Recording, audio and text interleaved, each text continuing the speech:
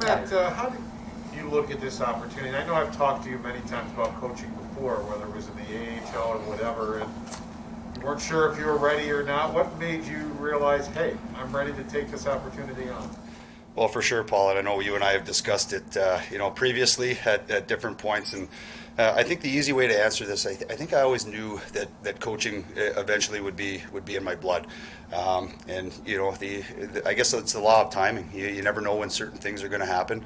I stayed involved in the game. I learned the game from a skill development standpoint, but also being close enough, to the club in years past, whether it be summer skates or doing some skill development work in Rochester, where I had a feeling that this was going to be a direction that I wanted to explore when the time was right. Obviously, jumping in and having the opportunity to be part of the player development crew here last year got me a step closer. And being in the doors when the taxi squad experience presented itself due to COVID gave me the inside look and the internal look as to what life may look like as a coach. Very thankful and grateful at that point to be brought in internally to see things firsthand, to sit in on meetings, to understand the day to day and what goes into it. And I think at that point, things solidified themselves where I knew really quickly that it was a lane that I wanted to explore.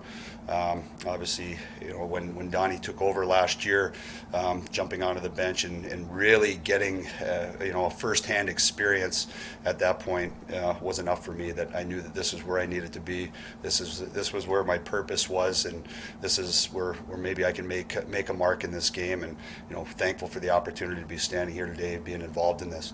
Yeah, how did the discussions go at the midpoint last season of making the transition from player development to the bench? And then how about this summer? I mean, just obviously the full time thing. Well, I think part of last season, it was things happened quickly. I had been here, I had been involved, I had been on the ice throughout training camp, for all practices, including the taxi squad and injury rehabilitation. So I was very well versed on the day to day. I had built rapport with the players. I had built rapport with new staff members, had previous rapport with staff members that were here when I played. So there was a comfort level and a familiarity level that I think gave me maybe a bit of a platform and confidence from Kevin and Donnie, to bring me into the mix when that opportunity came. It was a lot of learning on the fly. I remember preparing for the first game here against Boston. The day was a bit of a whirlwind, trying to figure out just process and expectations and all the above. But the one thing that really jumped out is when the puck dropped and you got behind the bench, all the anxiety and everything else of leading up to that point went away, and you felt the game and you seen the game, and you kind of lived the game the same way that you did as a player. You have a team of guys that basically, or you, I mean, in the NHL, guys that aren't 50 goal scorers, that people doubted, and all of a sudden they go out, they work hard, look what they've done. Do you see a lot of yourself in what you see in your team right now? I do see a lot of those qualities, and hats off to the guys for embracing everything that we've done from day one of training camp here. Just the passion being put in, the workmanlike attitude, taking pride in the environment, and enjoying being in that locker room together. We've stressed pace and compete and attention to detail from day one, and our group has really embraced that. We've pushed hard in practice. We've pushed hard off the ice, and there's no better feeling than when guys are asking Donnie for one more rep when they know the drill is going to get cut down. Those are things that me personally, I felt and lived every day as a player, and to be able to be part of that and pull on the rope together, with the crew is a great feeling. As someone who's been in this organization, what would it mean to be part of a turnaround? I think we kind of use the mentality now and next, and we're looking at keeping things in the moment. We're looking at what can we do right now and what can we do moving forward, and for us we're looking to stack small victories on top of each other, whether it's one rep, one drill, one period, one game, one shift, all of the above. And that's the mentality. Is we're trying to create some positive traction. We're trying to do this thing together. We're trying to establish and build a foundation based based on pace, compete, and work ethic, and it all comes back to having to earn everything here. And being part of it right now, it's an ongoing process, and it's something that we're committed to building moving forward. What has allowed Tage to step in and play center the way that he has these first few games after not doing it for a few years? Well, I think one of the big things with Tage Thompson is he has a level of confidence in his ability that I think has really started to shine, in the center ice position. One of the things that we discussed as a staff is that, him being in the middle, where he had played a little bit previously, not necessarily at the NHL level, but it gives him the opportunity to really be involved in a lot. His length, his range, his size down the middle from a defensive standpoint allows him to close quickly, take ice away, take time and space away. But him having the puck on his stick quite a bit, he's done a great job driving plays. He's involved, he's aggressive, he's hanging on to pucks, and he's really embraced that role. And that's a team first mentality, having to do certain things that maybe you didn't do before that you weren't comfortable with, but really embracing it and taking hold and trying to be the best that you can be in whatever role is needed. Fans have really taken to Don. What do you see behind closed doors? It's genuine, it's authentic, it's real.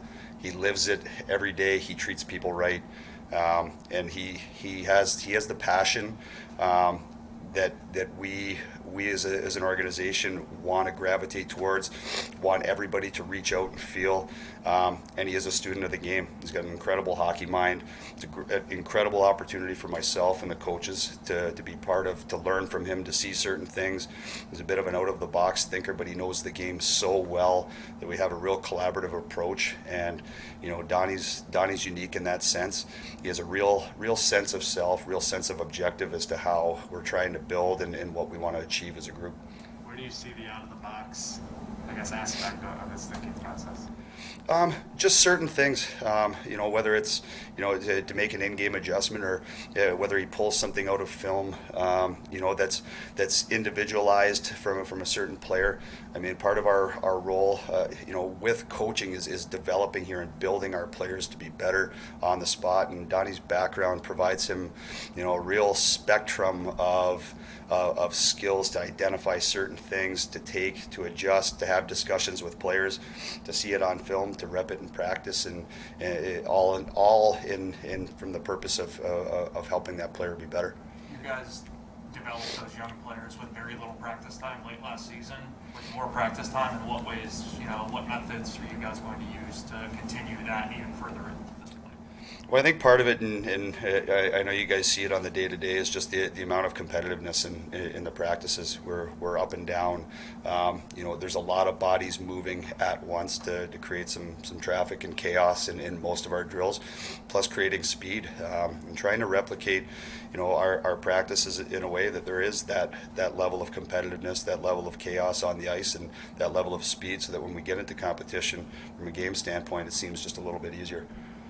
Rasmus Asplin's a guy who was on the taxi squad last year. What have you seen in his growth curve over the past 10 months? I think the one thing that it hasn't been questioned about Aspie is he's hungry. He's hungry to attack the game. He's hungry to attack practice. He's grateful for every opportunity that he's earned. He continues to go out and earn things, day to day, and not take things for granted. I know last year for him, I lived it with him on the taxi squad. There were some moments where he had to battle some adversity, and as athletes, that's all part of the package of what you have to go through. But him being able to embrace that, take it, harness it, and use it as positive fuel to take some big steps forward in his growth and development has been fantastic.